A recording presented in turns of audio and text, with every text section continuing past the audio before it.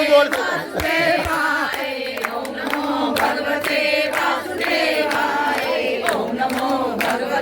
रात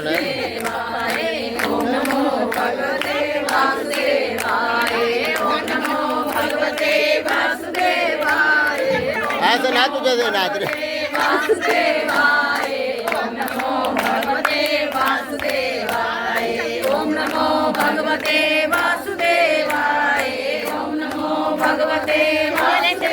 वंदे देव उमां पते शुर्गुरं वंदे जगत्कारणं वंदे पन्नकभूषणं हृदयं वंदे पशूनां पते वंदे सूर्यशशाङ्कवन्दिनयनं वंदे मुकुन्दं प्रिया वंदे भक्तजनार्तश्रियं वंदे शिवं शंकराय नमो नमः। बोलो शंकर भगवान की जय, कार्तिक महात्म की जय, तुलसी माता की जय।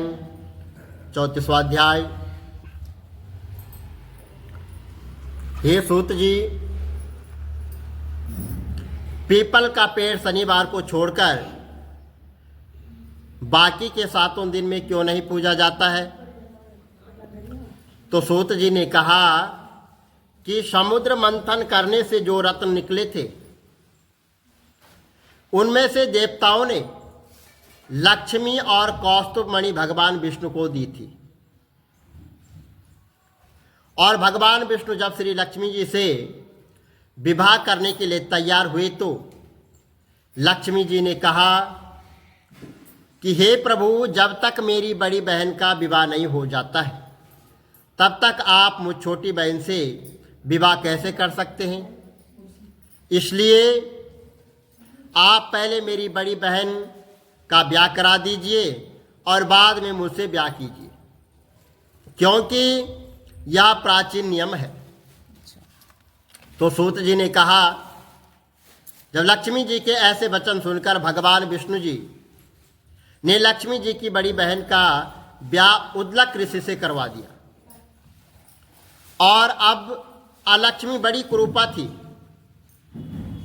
उसका नाम अलक्ष्मी था, और वह बड़ी कुरूपा थी और बड़ा मुख चमकते हुए दांत और वृद्ध के समान उसका शरीर था, बड़े बड़े नेत्र थे, और उसके रूखे हुए बाल महर्षि उद्लक भगवान विष्णु के आग्रह पर उसने ब्याह कर उससे वेद मंत्रों की ध्वनि से गूंजते हुए अपने आश्रम में ले आए, और वेद ध्वनि से गूंजते हुए हवन के पवित्र धुएं से सुगंधित उस मनोहर ऋषि आश्रम को देखकर वह बहुत दुखी हुई।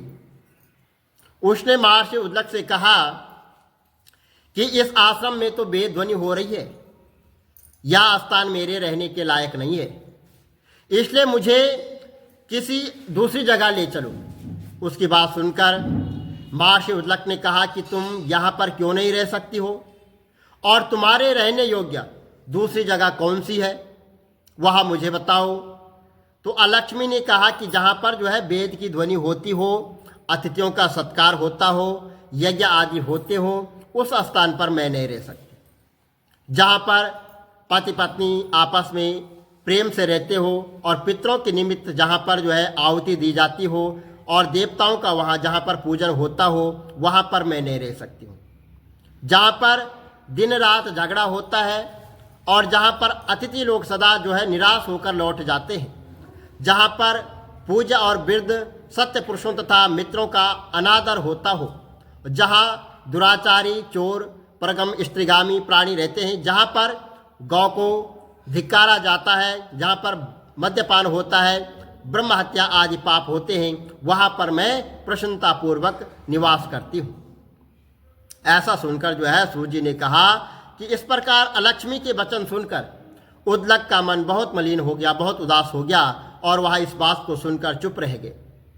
थोड़ी देर तक चुप रहने के बाद उन्होंने कहा कि अच्छा, तुम्हारे लिए ऐसा स्थान मैं खोजूंगा, अतः मैं जब तक नहीं आता हूँ तब तक तुम यहीं पर रहो, मैं ऐसा स्थान ढूंढ के लाता हूँ, और जब तक मैं नहीं आया तब तक तुम इस पीपल के नीचे चुपचाप बैठी रहना। सूत जी ने कहा कि महर्षि उद्लक उसे पीपल के नीचे बिठाकर उसके रहने योग्य जगह ढूंढने के लिए चल दिए। लेकिन जब बहुत समय बीत गया और बहुत समय तक प्रतीक्षा करने पर भी वो वापस नहीं लौटे तो अलक्ष्मी जो है रोने लग गई, और उसकी बुरी तरह से रोना लक्ष्मी जी ने बैकुंठ में सुना। तो वह व्याकुल हो गए। उन्होंने दुखी होकर भगवान विष्णु से कहा कि हे प्रभु, मेरी बड़ी बहन जो है अलक्ष्मी पति के त्याग देने से अत्यंत दुखी हो रही है। हे नाथ, यदि मैं आपकी प्रिय पत्नी हूँ तो आप उसे आश्वासन देने के लिए उसके पास चलिए। पत्नी की प्रार्थना सुनकर कृपा सिंधु भगवान लक्ष्मी जी सहित उस पीपल के पास आए जहाँ पर वह बैठी रो रही थी। उसको आश्वासन देते हुए भगवान विष्णु ने कहा कि अलक्ष्मी, इस पीपल की जड़ में तुम सदा के लिए जो है यहाँ पर निवास करो, क्योंकि मेरे ही अंश से इसकी उत्पत्ति हुई है और इसमें मेरा निवास रहता है। प्रतिवर्ष गृहस्थ लोग तुम्हारा पूजन करेंगे और उन्हीं के घर में तुम्हारी छोटी बहन निवास करेगी। स्त्रियों को विविध प्रकार के उपहारों से तुम्हारी जो यहाँ पर पूजा करनी चाहिए। मनुष्यों को चाहिए कि वह पुष्प, धूप, दीप, नैवेद्य, गंध आदि से तुम्हारी पूजा करें, तभी लक्ष्मी जी उन पर प्रसन्न होगी। सूर्य जी ने कहा कि भगवान श्री कृष्ण, सत्यभामा तथा पृथु और नारद का संवाद तुमको मैंने सुना दिया है, जिसके सुनने से जो है मनुष्य के सब पाप नष्ट हो जाते हैं और उसे वैकुंठ की प्राप्ति होती है। जो तुमको पूछना हो पूछ सकते हो, उसे मैं विस्तार से कहूँगा। तो सूर्य जी की बात सुनकर जो है शौनकादि ऋषि थोड़ी देर तक प्रसन्न से वहाँ पर बैठे रहे और बाद में वहाँ बद्रीनारायण जी के दर्शन को चल दिए। जो प्राणी इस कथा को सुनता है और दूसरों को सुनाता है, वह इस संसार के संपूर्ण सुखों को प्राप्त करता है। इतनी कथा कहकर ईश्वर कहने लगे कि हे सूत जी, जब हम आपसे तुलसी के विवाह की विधि पूछना चाहें तो सो कृपा करके वर्णन कीजिए। तो ऋषिवरों का यह वाक्य सुनकर आनंद में मग्न हुए श्री सूत जी कहने लगे कि हे मुनीश्वरों, अब मैं आपके सामने तुलसी जी के विवाह की विधि का वर्णन करता हूँ, इसलिए आप सावधान होकर सुने। जब उत्तरायण रविवार हो, गुरु शुक्र का उदय हो, विवाह के नक्षत्र हो और विशेषकर जो है पूर्णिमा हो अथवा कार्तिक का महीना व भीष्म पंचक हो, तब तुलसी वन में वह अपने घर में सुंदर मंडप बनाकर उत्तम हवन कुंड के सहित मनोहर वेदी की रचना करता हुआ वहाँ पर ब्राह्मणों को और विद्वानों को राग द्वेष आदि से रहित होकर वहाँ पर उनको निमंत्रण दे और गृह यज्ञ आरंभ करता हुआ मातृक पूजा करें। मुनीश्वरों और ऋषियों के उपस्थित हो जाने पर पहले नंदी मुख श्राद्ध करें, तत्पश्चात हे भगवान शालिग्राम बनकर उनका विधि विधान से वहाँ पर पूजन करें और तुलसी को उसके समर्पण करें। इस प्रकार विवाह विधि से तुलसी जी का पानी ग्रहण करने के बाद विधि पूर्वक होम करें। इसके बाद सपत्नी, यजमान, भाई बंधु और सेवकों के साथ चारों ऋषिध्वजों सहित भगवान विष्णु की प्रेम प्रदक्षिणा करता हुआ शांति पाठ और मंगल गान करते हुए आदि बाजे बजाने चाहिए। हे मुनीश्वरों, ऐसा हो जाने के बाद यजमान को गौदान और शयदान भी करनी चाहिए और वहाँ पर दक्षिणा देकर विप्रों को भोजन कराकर और जाति भोज कराना चाहिए। ये सब सुनकर सूर्य जी कहने लगे कि हे मुनीश्वर, इस प्रकार जो मनुष्य श्रद्धा भक्ति युक्त होकर सत्य, शांति और संतोष को धारण करता है, वह विष्णु भगवान को तुलसी समर्पण करता है, वह समस्त पापों से रहित होकर संसार के सुखों को प्राप्त करता है और अंत में जो है विष्णु लोक को प्राप्त होता है। इसमें संशय नहीं है। मुनीश्वर, जिस प्रकार के तुलसी जी के विवाह की विधि बताई गई है, उसी प्रकार आंवला, शमी और पीपल के विवाह की भी विधि समझनी चाहिए। कार्तिक मास शुक्ल पक्ष की एकादशी से पूर्णिमा तक भीष्म पंचक व्रत को किया जाता है और इस विषय में एक पौराणिक कथा भी है। इस प्रकार है कि महाभारत के युद्ध में बाण सయ్యे पर जब जो है महाभारत के जो है बाण सయ్యे पर भीष्म पितामह धर्म और मोक्ष धर्म, दान धर्म का वर्णन किया, तो उससे श्री कृष्ण सहित पांडवों ने भी सुना। उसे सुनकर प्रसन्न होकर भगवान श्री कृष्ण ने कहा कि भीष्म, तुम धन्य हो, तुमने धर्म का स्वरूप हमको अच्छी तरह से सुनाया है। कार्तिक मास की एकादशी को तुमने जल पाने की याचना की और अर्जुन ने बाण से पृथ्वी को वेद कर गंगा जल प्रस्तुत किया, जिससे तुम्हारे तन, मन व प्राण संतुष्ट हो गए। अतः आज से लेकर पूर्णिमा तक तुम्हें सब लोग आग्रह प्रदान करेंगे, उससे वो तृप्त होंगे और मुझको प्रसन्न करने वाले इस भीष्म पंचक नामक व्रत का पालन प्रतिवर्ष जो है करते रहेंगे। अतः निम्न मंत्र को सत्य भाव से पढ़कर महात्मा भीष्म के लिए तर्पण करना चाहिए। यह भीष्म तर्पण प्रतिवर्ष करना सभी वर्णों के लिए श्रेष्ठ कारण है। अर्थात अजन ब्रह्मचार्य का पालन करने वाले परम पवित्र और सत्यव्रत प्रायण गंगा नंदन महात्मा भीष्म को मैं आग्रह देता हूँ। जो मनुष्य ऐसा करता है वह जो है मोक्ष का भागी बनता है और आग्रह प्रदान करने से वह जो है मुक्ति पाता है। अर्थात जिसका व्याघ्र गोत्र संस्कृत और पुत्र रहित भीष्म वर्मा को जल देता है, वसु के अवतार शतुन के पुत्र अजन ब्रह्मचारी भीष्म को मैं आग्रह देता हूँ। जो मनुष्य पुत्र की कामना से स्त्री सहित भीष्म पंचक का व्रत का पालन करता हुआ तर्पण और आग्रह देता है, वह 1 वर्ष के भीतर ही पुत्र प्राप्त करता है। यह महापुण्य व्रत महापातकों को महानाश करने वाला है, अतः प्रत्येक भारतीय को प्रयत्न पूर्वक इसका अनुष्ठान करना चाहिए। आग्रह देने के उपरांत पंचगव्या सुगंधित चंदन जल उत्तम कुमकुम द्वारा भक्तिपूर्वक सर्व पापहारी श्री हरि का पूजन करें और 5 दिनों तक भगवान के समीप अखंड दीवा जलाए। देवादिदेव भगवान के लिए उत्तम नैवेद्य निवेदन करें, पूजा अर्चना करनी चाहिए और ओम नमो भगवते वासुदेवाय इस मंत्र का 108 बार प्रतिदिन प्रातः व सायं संध्या वंदन करके पूर्वक 108 बार मंत्र जाप करके भूमि पर शयन करें। बुद्धिमान पुरुष ब्रह्मचार्य का पालन करते हुए पापूर्ण विचार मन में न लाएं, शाकाहार करें अथवा मुनियों से प्राप्त अन्न से निर्वाह करते हुए सदा भगवान विष्णु के पूजन में तत्पर रहें और मोक्ष की कामना से यह व्रत करना चाहिए। पूर्णमासी अपने घर पर ब्राह्मणों को भोजन कराएं और बछड़े सहित गौ का दान करें। इस प्रकार भली भांति से विधि विधान से व्रत को समाप्त करना चाहिए। एकादशी से लेकर पूर्णिमा तक 5 दिनों तक भीष्म पंचक व्रत समस्त भूमंडल में प्रसिद्ध है।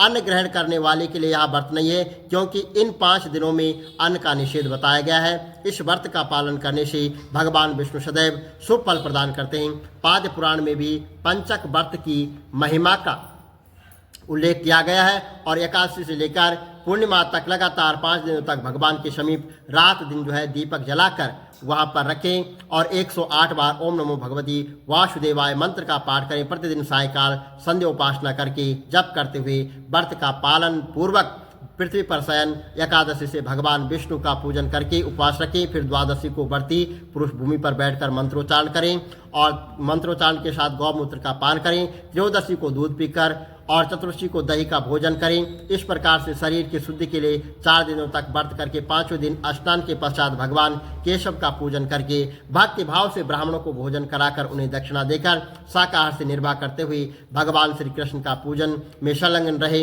इसके बाद रात्रि में पंचगव्य का पान करके पीछे अन्न ग्रहण करें। इस प्रकार भली भांति करने से मनुष्य शास्त्रोक्त फल का भागी होता है। इस भीष्म पंचक व्रत का अनुष्ठान करने से प्राणी परम पद को प्राप्त करता है। यह आरोग्य और पुत्र प्रदान करने वाला तथा महापातकों का नाश करने वाला है। यह व्रत पद्म पुराण में बताया गया है। बोलो विष्णु भगवान श्री कमल नेत्र कटे पीतम्बर अधर मुरली गिरधरम मुकुट कुंडल कर लुट के असावरे राधे बरम तिरकुल यमुना धेनु आगे सकल गोपियन के मन हरम पीत वस्त्र गरुड़ वाहन चरण शुक नित सागरम करत केल कलोल निश्चिन कुंज भवन उजागरम अजर अमर अडोल निश्चल पुरुषोत्तम अपरापरम दीननाथ दयाल गिरधर कंस हीना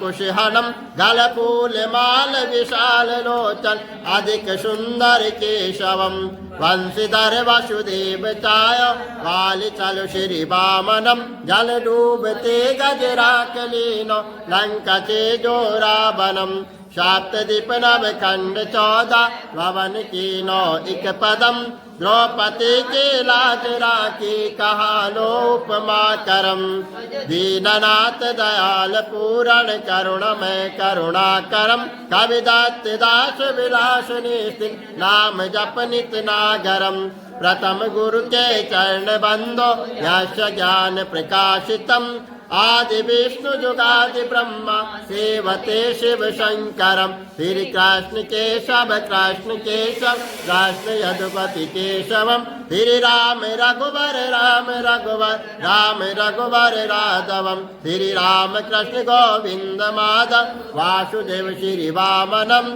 मत्स्य कछवाराह नरसिंह पाहि रघुपति पावनम मथुरा में केशव ब्राज गोकुल बाल मुकंद जी फिर वृंदावन में मदन मोहन गोपीनाथ गोविंद जी धन्य मथुरा धन्य गोकुल जहाँ श्रीपति अवतरे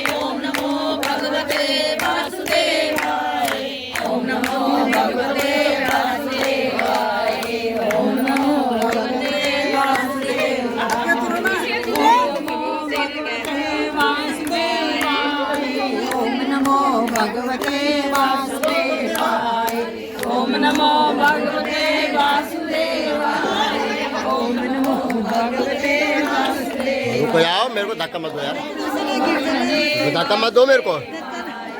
ओम नमो भगवते वासुदेवाय ओम नमो भगवते वासुदेवाय ओम नमो भगवते वासुदेवाय ओम नमो भगवते वासुदेवाय भगवते वासुदेवाय ओम नमो भगवते वासुदेवाय, ओम नमो भगवते वासुदेवाय, ओम नमो भगवते वासुदेवाय, ओम नमो भगवते वासुदेवाय, ओम नमो भगवते वासुदेवाय, ओम नमो भगवते वासुदेवाय, ओम नमो भगवते वासुदेवाय, ओम नमो भगवते वासुदेवाय, ओम नमो भगवते वासुदेवाय, ओम नमो भगवते वासुदेवाय, ओम नमो भगवते वासुदेवाय, ओम नमो भगवते वासुदेवाय, ओम नमो भगवते वासुदेवाय ओम नमो भगवते वासुदेवाय